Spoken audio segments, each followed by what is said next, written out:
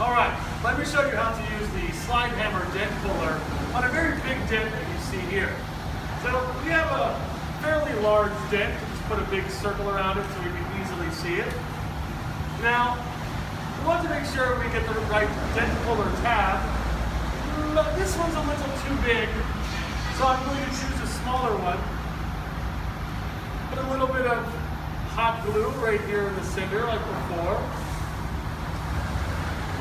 And we're just going to apply this right to the middle of the dent. Now, we want to wait a moment for that to dry, but let me explain how this works. Once we put this on here, the force that pulls the dent out is actually this action, not the other direction. So, what we'll do is we'll simply make sure this is good and dry. We will put this on here, and then look at that. Wow, one pull, you can see that the dent has been easily removed. Now simply